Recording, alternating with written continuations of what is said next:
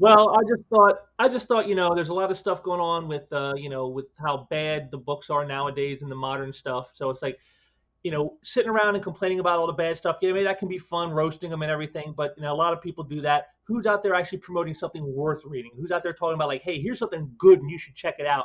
I thought maybe that's a tack we could take with this is like kind of instead of steering people away from the bad stuff, which is important, we could also try to maybe steer them towards some good stuff instead.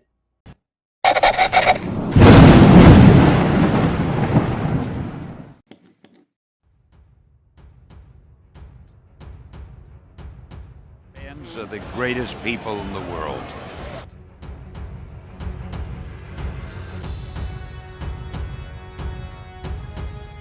Get much entertainment return for your dollar. This is no way to tell stories. This is not how to do comic books. This is not fun. And if you don't like my politics, don't buy my book. Well, I gotta tell you, without fans, the whole entertainment business would fade away.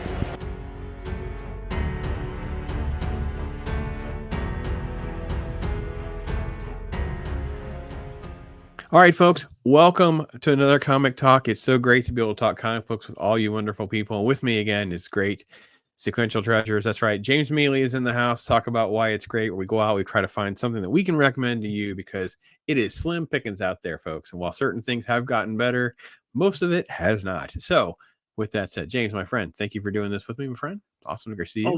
Always a pleasure to get together with you, my friend, and do this. It's like I said, it's one of the things I really look forward to on doing my YouTubing stuff here is doing these little chats, pointing out some of the good stuff to folks because Lord knows somebody needs to. Well, we're going to give that spinner rack behind you a twirl, see what we can come up with. And this week we're coming up with a book that I am not familiar with. So I was super thrilled that this was you threw out my way. It's called Whisper from 1983. Yes. It is Capital Comics. And this is something I was just not familiar with at all. And I needed people to take note. Look at that cover price. $1.75. Now remember, in 83, the average price of a comic was 60 cents. So this is 3 times the amount that you were being asked for from most of the mainstream publishers at the time. Yeah. So this was but this is during the early to mid 80s during the big independent boom when everybody, when there was that big explosion of all these great new companies and titles and ideas. Most notably, of course, was the Teenage Mutant Ninja Turtles, was the big one that really got the big time success. This is in the same vein. And again, this is a series I just recently checked out myself because of some artists who I heard had worked on it. And so I figured I had to go and check it out. And right here, we're starting with this incredible Michael Golden cover, which if you can see right here on the inside cover, they even tell you that little symbol down there in the lower right-hand corner, that symbol is the Chinese character for golden. So that's how he put his name on the cover. And but it's very early Michael Golden. This is early in his career before he became the monster that he is. And Whisper, it's a story. It's like an onion. It's a story with many layers. And in this whole issue, you get so much content that's shown in here. And I picked this for a very specific reason, which we'll get into in a little bit as we go through the issue. So this is going to be a good one. Was just that cover is Rock'em Sock'em, man. I loved it. So yeah, let's get to it. Okay, now so the story starts out. We're in Japan, and we're seeing these guys who are basically the Yakuza, which go on the next page there. And this is how we first meet our titular heroine here, Alexis Devon. And she is the target of the Yakuza because of who her father is. And as you can see here, they're plotting and scheming, going on. And of course, some backstabbing. You can see the Yakuza, they're totally and entirely vicious. Right there, you see your boy's about to be done in. Yep, there he is. And I really like the color works that they played in this, like how they use certain colors in certain scenes like this. Like you can see the character here in the front is his normal color, but in the background, they're all like a reddish color, indicating, of course, like murder or something. They did that throughout the whole issue. You'll see little moments like that. And I really liked that touch by the colorist. It really added a little flair to the style here. And as you can see here, he's telling you what the whole process is they're going to use Alexis Devon to get to her father, who also is connected to the Yakuza. and use him to, as he says here, was it Toroshido, who is the leader of the Yakuza. I despise him. He longs for a Japan that can never be again. To meet new challenges of a new time, we need a new lord. Toshido keeps the Yakuza from being the force it could be. I must control Japan's underworld. Hatsuma is dear to Toroshido. Alexis Devon is dear to Hatsumi. Through her, we will change the world. And so they're going to use her as a pawn to force her stepfather, because he's the stepfather of this woman, the stepfather, to go against his honor and try to kill the leader of the Yakuza, so this guy can become the leader. So already we got like all this whole like duplicity and schemes going on, and then we come in and we meet Alexis and Gyro, which is Hatsumi. So here we are. We get to meet them for the first time, and you can see it's a little awkward. They haven't seen each other for many years. It's been 10 years. And she's an architect, and then just they're having little talks, and she mentions how you can see that the relationship is strained. Like right here, he goes, "Frankly, one letter every 3 years was more than I expected. You said you no longer wish to know me. I've done a lot of growing up since then. Okay, sorry. That's the sort of outburst I want to put behind us. I'm just so edgy about this business with Daddy, her real father, who, as we saw in the beginning, had died in a car accident. They said, secret safety deposit boxes. It's like opening up a vampire's coffin. See, again, the literary ways of how they're perpetuating this is like there's all these mysteries and all these secrets that are going on in her life, and now she's going to have to start dealing with them. So we can see here that she heads back to the place with her stepfather, and he sort of like they do a little was it taijutsu, I think is what their style of martial arts is. He taught her, and he's kind of like saying, you let yourself get weak. American life has made you soft. And she goes, attack me. I'll show you soft. And then we see here, like, I like this panel this next page right here with the top panel where it kind of shows how over the years he had taught her and she progressed. And then right here at the end, you see like that good enough, you see? And so, he wants her to come back to Japan for proper training, and she's completely against this. She goes, her mother wanted her to do it. She goes, she's dead. Do not be disrespectful. I'm not. How many times do I have to say this? I'm an American. I'm not Japanese. I cannot be Japanese. No matter what you want or my mother want, I will not be Japanese. And so like there's already friction between her and the stepfather. So like everything isn't like this hunky-dory relationship. And then, of course, that's when the Yakuza men attack. And I like this here again. Just look at the way they present the fight. It's quick. It's dirty. It's not done in a way that shows you like a lot of like high detail. It's just like real quick. Get in. Like look at the one shot there in the middle where with the arm, the way he's bending that guy's arm. I mean, it's just quick and dirty. They're just boom, boom, boom, boom, and then at the very end, what happens here? Boom. He gets shot. And again, the color. Look at the color. The red again. Red. Mm-hmm. The red again. See, like I said, you're going to see stuff like that throughout the whole issue where they do that.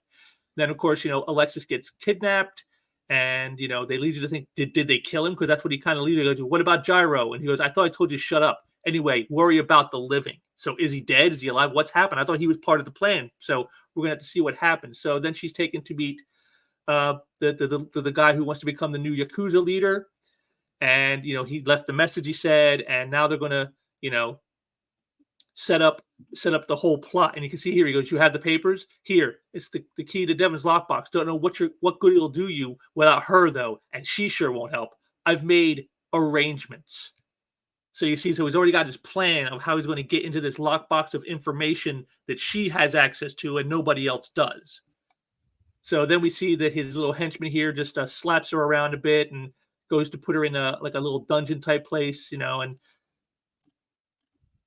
and then when he leaves her there, you see forward looking. When you get out, I'll be looking forward to it. And so now she's trying to get out of the ropes, and she's here struggling, and she's like, if I could do something, but I can't. Oh Lord, I can't. And it flashes back to when she was young, and this is when she had polio, and Gyro is going to help her get over her polio. So you leave the crutches behind and come to me. And she goes, I can't. And then he kicks him out from under, and through tough love, he forces her. See right here, no, if she cannot walk, she will not. If she can walk, she will walk, or she must not remain in my house. She must choose. And then she chooses, I want to stay.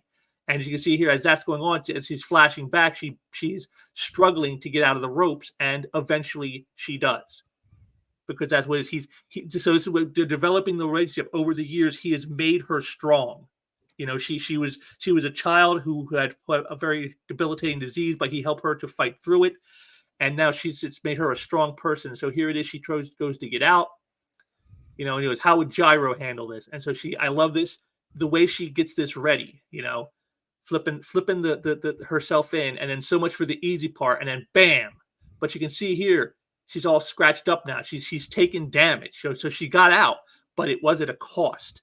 You know, it wasn't just some little easy, like I just wave my hand and I can get out. So she takes off running. And again, you can see again with the darkness, with the purple color. I like that. And she slips by some guards.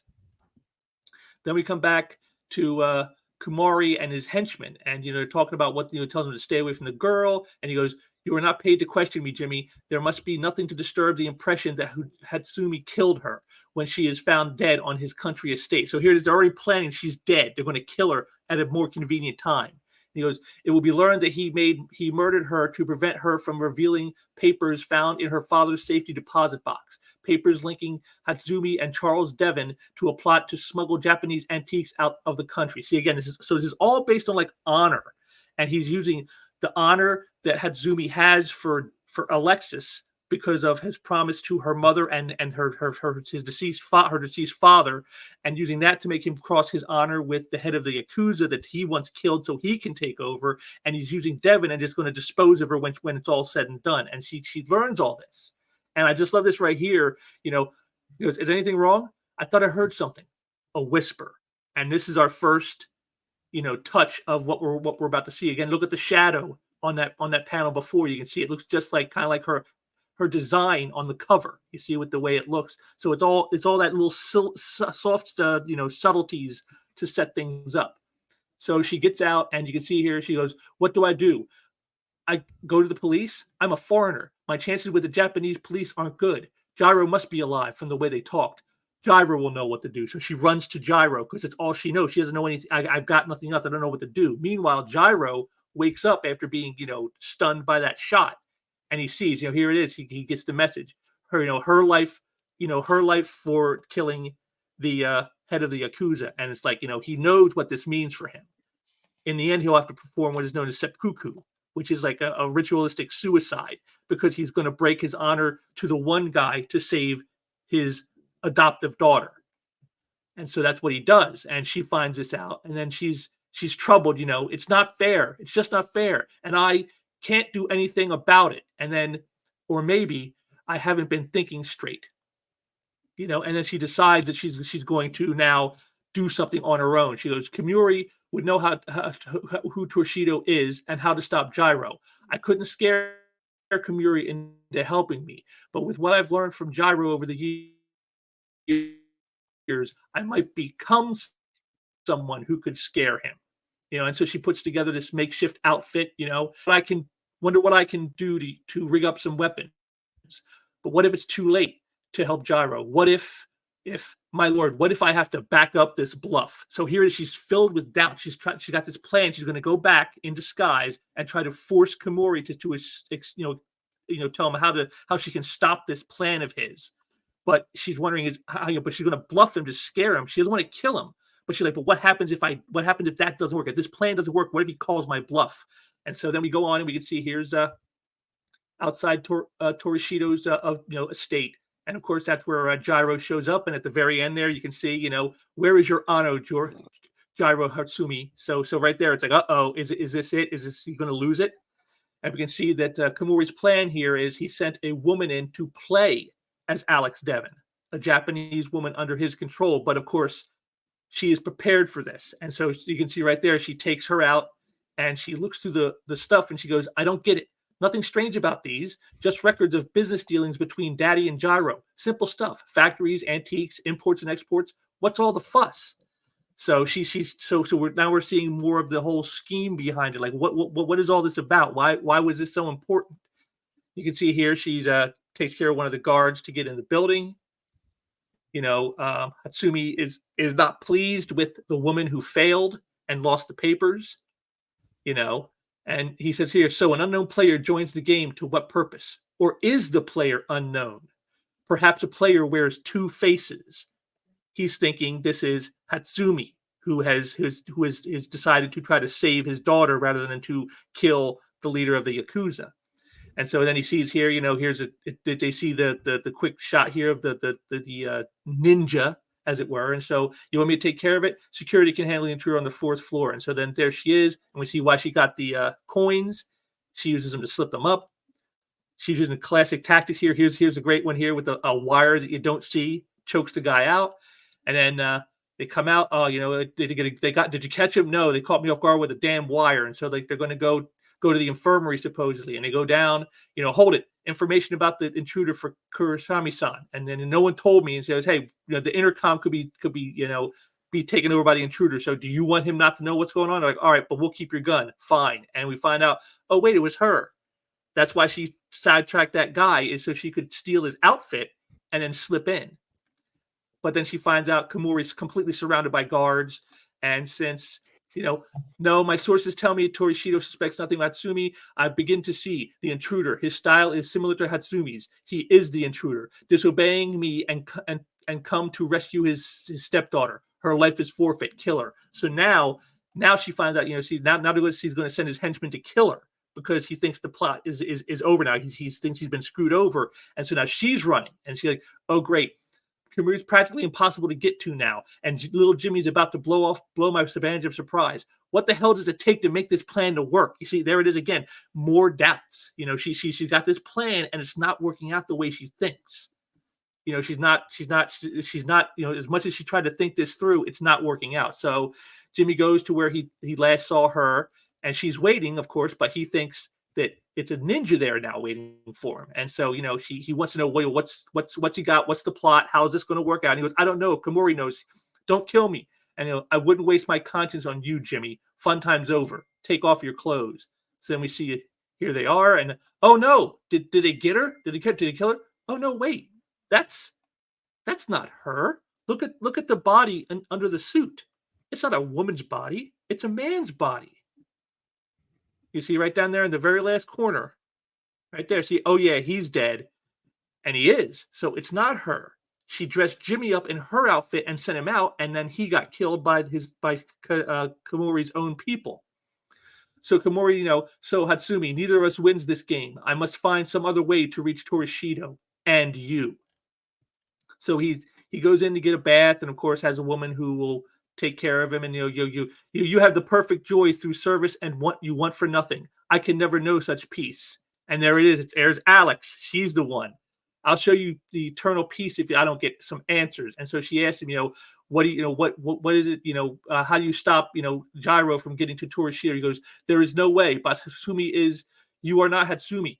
You better answer me or you're dead, kind of thing. She's doing her plan of the bluff. And he goes, they have a bond from the war. Torishito will not harm Hatsumi, nor will allow him to be harmed. So you use Hatsumi's daughter to blackmail him? Only that would make him betray honor. Hatsumi made the pact with her father. He would never let her come to harm after the father's murder. And she goes, Charles Devon died in a car accident, liar. And he goes, no, truth. He, Gyro, killed Hatsumi. And so now this is another secret that has now been exposed.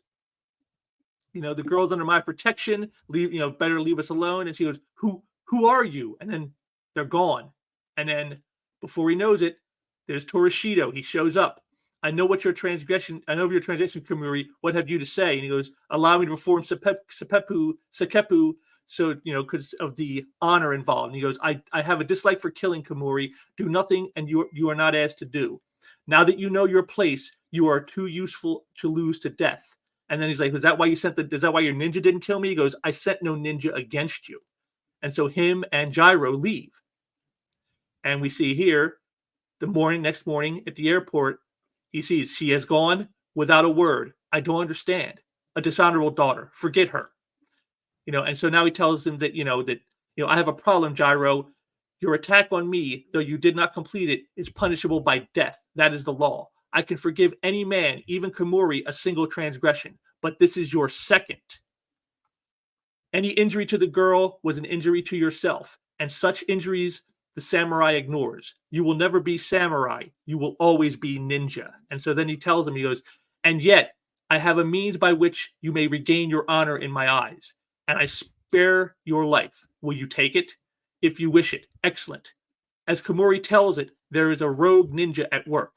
I cannot tolerate this. Under the penalty of seppuku, Jiro Hatsumi, find this ninja and destroy him. And that's where, so like now, Jiro, who went through all of this, he's lost his honor. He's now, subservient to Toroshido for this. He did it all to save Alexis Devon, his adoptive daughter, and now he's being sent unknowingly to kill her because she is the ninja that he does not know he has to kill. And so, like I said, it's a great story. I mean, you see all the stuff that happened in here. Stuff of honor and death and family and obligations and secrets and schemes. It's so many layers. It's like an onion, this story, and it's just beautifully told by Stephen Grant. I like the art by Rich Larson, who, if people know that name, they probably know it from the painting work he does with Fastener, called Fastener and Larson. They do a lot of painted work. And this is just Rich Larson doing his pencils and inks, but it's beautiful stuff. I really liked it. The colors, again, you saw multiple times where like the single color sets up the whole scene of the moment. And it's just a very well told story. It's very taut. And now the reason I picked this issue to show for everybody is this issue does exactly what they try to do in the modern comic book industry today and fail. This is a strong female character.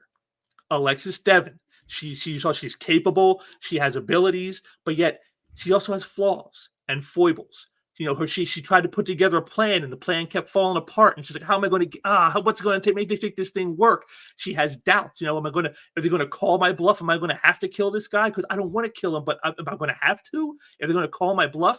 All this stuff. These are the things that they don't do in modern mainstream comics when they have their female protagonists. They don't make them human. They're the Mary Sue. They're perfect at everything. They can beat all the guys with no problem. Any trap they get put in, they can easily get out of it. It's all but not like this. This was, you saw, she escaped from the pit. She hurt herself. She was injured in getting out. That's something they would never show today. She's when she escapes from the castle, and she's like, what do I do? Who do I go to? I can't go to the police. I'm a foreigner. I can't trust them. What she do? She runs to the only guy she knows, Jiro. That's it. She runs to him. Again, you would never see that in a modern book, but this is the way it's done. This is how you tell a great story with a female protagonist that is a strong woman without having to pander or placate to people that don't see. She there it is. She's got the skills. But again, if you scroll back up a little bit, you'll see that one scene when she's like, what does it take to make this plan work? Oh my God, how am I going to do this? She has doubts, and that's something you don't see in modern storytelling with characters. Like you see right there. There it is. What the hell does it take to make this plan work? This is what's missing. That's why I spotlighted this issue. So, if you're one of those out there who says, but I want to see strong women characters, Whisper is a strong woman character. This is a great series. It had a very funny publishing schedule too. Originally through Capital Comics, it was going to be, I think, a 4-issue miniseries, but only 2 of them came out, and then the company went under. And then they were bought up by First Comics, who then put out a one-shot special, which continued the other parts of this story that didn't see publishing under Capital. Then they put Whisper into an anthology series called First Adventures, which is kind of like their version of Marvel Comics Presents, with multiple characters. And after 5 issues, that ended, and they put Whisper into her own book, which ran for 37 issues. And throughout most of that, it's a great story. The last year on the monthly series, kind of lost it a bit. I think Stephen Grant was running out of stuff to do with the character. I think he kind of painted too many corners with it, but up until then, it's a great series. It's a great character, and I wish they'd bring her back. I'd love to see another version of this out there that if provides you could have someone do do this kind of stuff with it. And this to me is what they're trying to do in modern comics, but they just don't know how to do it because they can't let the female characters show weakness or vulnerability or anything of that nature. And yet they did it here, and it made the character stronger, in my opinion. And so, yeah, definitely, if you have a chance, go out and check out Whisper. It's a great series. It's action, it's drama, it's pathos, it's family oriented stuff, it's crime drama, it's all this stuff. And then even later in the series they start bringing in governmental stuff, so like the government gets involved. And so all these, like I said, multi layers upon layers of this character, and it's just a great series. And plays up to the Eastern philosophies a bit. You learn a little bit about like certain type of cultures that you otherwise might not know about, and just a beautiful book. And I can't say enough about it. I was blown away when I first read it. I was like, wow. I just sat up all night, all through the night. I started reading it, like I think I picked up the first issue like 9 o'clock at night. I said, I'll just read a couple of these and see what it's like. I ended up reading halfway through the series over through the night. I just stayed up all night just reading. Oh, I got to read the next one. Oh, I got to read the next one. That's how good this book was to me. So go out and check it out, folks. Whisper. It shouldn't be terribly expensive. I was able to get it very relatively cheaply, and it's just, again, if you want to see the kind of stuff they're trying to do in the mainstream today, but they don't know how, and you want to see it done right, check out Whisper. This is the way it's done. And just again, I want to reiterate, it's not just Rich Larsen's art, but really Dennis Wolf on ink and Les Dorschild, I guess Dorschied. I don't know how to say his name. Yeah. He's a colorist. They really just I was very impressed. Yeah, they just bring a lot of flavor and dimensions to that story that otherwise weren't there. So that just was great to see. Great to see. So, well, we talk a lot of times how our ideas like cross. I kind of cheated because I saw you pick Whisper, so I wanted to go with something kind of uber indie for me personally. I really couldn't think of something other than just like personal story type stuff, personal affinity. So for me, it was The Tick. So in my little area, there were 3 main comic stores. Now, there are multiple stores that kept popping up during that spurring of the industry during the late 80s and 90s, even prompting myself to open a little flea market booth and do my own selling, right? Do my own thing. But New England Comics, there was one on the other side of town. I didn't go there very often, but when I did, it was the most expensive of the 3. However, they're New England Comics. So you would actually see issues of The Tick. That's where I saw my first Ninja Turtles on the wall. It was already exceedingly expensive by that point. But I actually bought this issue of Tick number 5 with Paul Samurai's, and there's Arthur the Moth on the cover. And it was sort of my, lack of a better term, sort of like my introduction to this type of story, if you will, like this type of storytelling.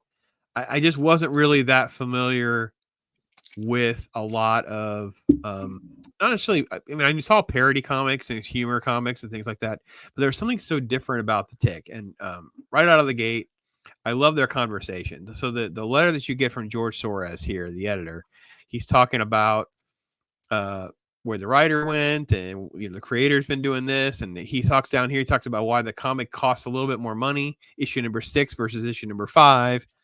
And this was kind of expensive back then. This is the equivalent of paying $4 or $5 today. So it wasn't like a cheap book. Like you said earlier, it's like some of these were a little bit more expensive than the going rates. It's in black and white.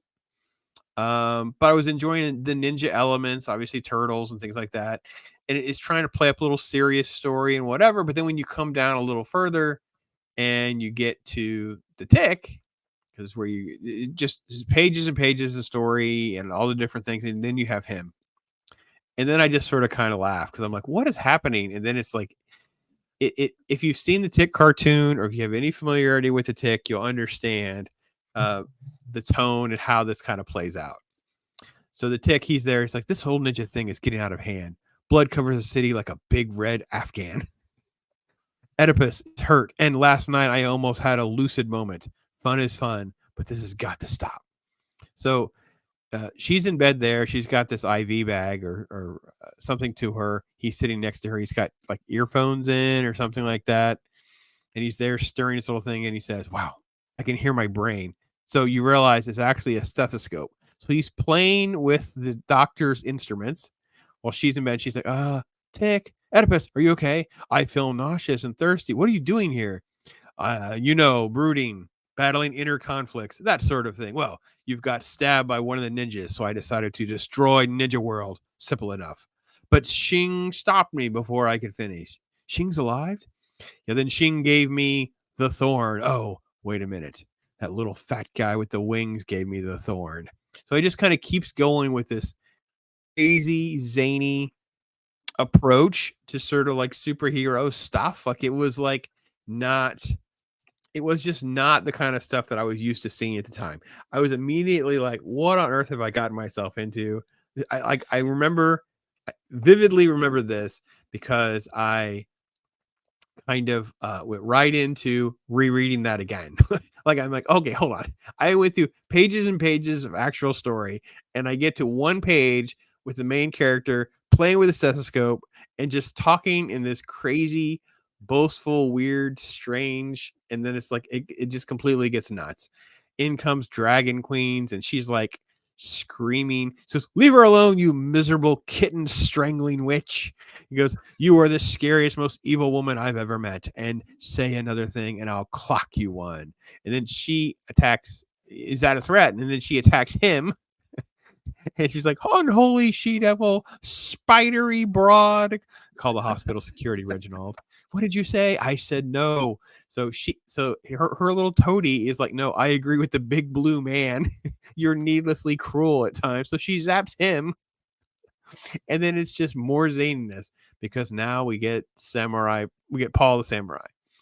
Well, Paul the Samurai, he enters the scene screaming and ranting and raving and carrying around a bag of cheesy puffs. So it began their interaction of introducing themselves as, "I am Paul," but he's like crunching on the cheesy puffs.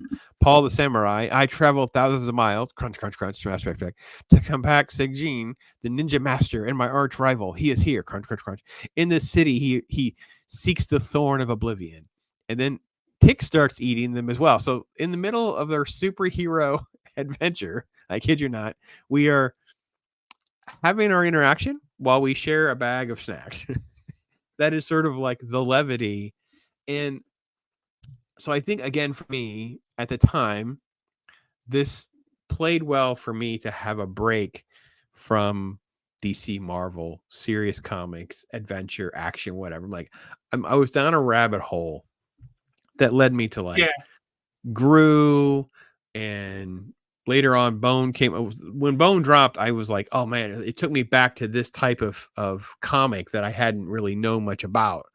So I was super thrilled. And at this point, I was sort of hooked because now I've got like two characters who are also different and interesting. They're zany. And then I get Arthur. So Arthur's outside the window. Paul has no idea. He says, "Thor's hammer, what is that?"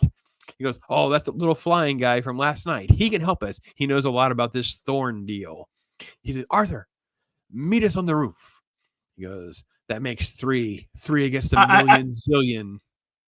Yeah. Back up just a little bit there. I love how he's on the outside, so his word balloon is also on the outside. Yeah. It's like at the window, like remember when that would happen, you'd see like the word balloon would be like through the window, and you see maybe like some little lines around it, so indicating he's talking through a window. But here we'll just see it on the outside with him, and I just think that's hilarious. Yeah, they completely switch our perspective. So we're with Arthur's perspective here, and then they switch back, and Tick's response is so hyperbolic. "That makes three against a million zillion. I've seen better odds. Well, we've got destiny on our side." And Paul's response is, "Yes, destiny and cold hard steel." And he has food. He has sushi on the end of his sword as they make it to the roof. And of course, Arthur, if any of you are familiar with Tick, whatever, Arthur is like the normal nerd of us all that just happens to have a suit. He's always out of breath. He's clumsy. He's scared. And sure enough, that's kind of how it all kind of plays out the rest of the way. Here he is. He's exhausted because he had to fly to the roof. So that's kind of how it sets up. It's going to set up them figuring out that they're going to go on this adventure. Of course, there's that she's attacked again. And then we get into TikTok. So it's again, this type of comic is more a lot more Well, levity and a lot more fun and breaking yeah, some of the different norms. well, yeah, a book like The Tick, it lives up to the comic in comic book. Yeah, yeah. But I want to say, as I revisited this book, so I came down to a couple of sort of like finalists for us to have our conversation. The one thing I couldn't get away from is how well the art is. I mean, so the proportions and stuff are a little strange with how they handle certain characters, but not him. So it's clearly a Tick book because they've spent a lot of time on his design and how he is going to present himself, how Arthur is, and a couple things like that. But when it comes to this lady, her proportions are out of whack at times, but a lot of detail, the inking and everything like that. It's just done really, really well. I had a great time revisiting this, going back to this book. I actually think I still own my copy of this, but I may have sold it recently. I don't know. These are magazine size, so they're kind of in a unique thing where they kind of have to be in a different kind of box than the normal comic box. So I don't really know Yeah. exactly where my copy is, but I had this. And yeah, I just thought it would be kind of fun to revisit something that was off the beaten path, just something different than what folks are used to. These are not so. I said this recently. Collectors have not been kind to comedy books, so unless it's like the first appearance or something like that, you can get Tick and you can get Paul, you can get Gru, you can get Issues of Bone, you can get comedic books like that, relatively inexpensive. So unless it's like a Yeah. very early issue or a very big first appearance or something like that, for the most part, these type of books, a few dollars, you can probably get them. I don't know what collections go for. I assume they would probably also be a rather inexpensive trade. There's probably passed hand multiple times if it's from a few years ago, those kinds of things. But I thought I would I didn't know anything about Whisper, and I didn't want to read it ahead of you talking about it. Kind of wanted that first reaction as you were walking me through it. But I like the idea of focusing on some indie, something we hadn't really done here recently, and then of course trying to juxtapose some comedy into the conversation as well, because we have had a lot of talk about that as well. So, Well, again, just as we've always done, we found the connection is we're talking about the independence in this episode, both of us, and they showed that at the time in the '80s, it was kind of a golden time for independence. And you had stuff like the Tick, you have stuff like Whisper, you had stuff like the Turtles, stuff that was outside what had been the norm for at least the previous 20 or 30 years before it. Before the Silver Age and the Bronze Age was all pretty much very dominated by superheroes and sometimes horror, and that's what you had. And so these were like this '80s was sort of like a breakout time where all this new creativity was going on. You had stories that you didn't normally see, in comics at the time, and so it was a really big time. And I thought that's interesting because that's kind of how I see what's going on now, like with the crowdfunding, for example, is you're seeing so many different types of books and so many styles and so many different ideas and concepts that you haven't seen that since probably the '80s. yeah, And I so was it's just kind of like talking. it's a new golden era now. I was just last week's episode was with Ironcaster, and we talk about Transformers and the Energon thing. We talk about the Conan, and that if there is some superhero fatigue, that also is fueling these good stories to get even more momentum behind them, because Yes. people are like, listen, I'll go to some nostalgia if it's fun. And I told the story that I went to a local shop, and they were cleaned out of those books. There were no Transformers. There was no Conan. There was none of those books that new. So I went to the back issues, and I was amazed at how much their back issues for those titles were also pretty cleaned out. There were a few sparse things here and there, but that's good. That's great to hear, because I can see what we've talked about, the thirst for people to have good things, and whatever disposable income they have, they will find and seek out things. So hopefully, folks, you can track down a copy of Whisper, or maybe one of these comedic books like Tick, and put a smile on your face, because that's what a lot of this is about. Having a hobby and some entertainment that can bring you some joy and happiness as well. So good stuff, my friend. James, before Thank we you, my wrap friend. up, I know we're gonna. Always a joy. Always. I know we will It's have a always a little joy to special. do this with you. I always love seeing great stuff. we'll have a little special treat. I think we'll cut it out for the members and that kind of thing. But before that, what is on the spinner rack? I always like what is on the spinner rack behind you. What can people see? What are those? Well, this month we got Atari Force #4, Darkhawk #12, and the reboot with Superman in the '80s under John Byrne #13. Awesome. That's what's on the rack this month. John Byrne. Anything by John Byrne. That's good stuff. Well, folks, listen. All of James' contacts are in the description. Make sure you connect with him. If you have anything comic art related or questions, or want to even get with him and show off stuff that you have or want to get, you can connect with him as well. He's looking to do more of that type of content here on YouTube. So feel free to connect with him on that. Also, there'll be a playlist there for other comic talks and things like that. You can go over to his channel. He has playlists about why it's great. So it's easy to kind of follow up on this kind of conversation to find something good that you're talking about, so you can find things that you can entertain yourselves. So thanks again, my friend. I appreciate you doing this.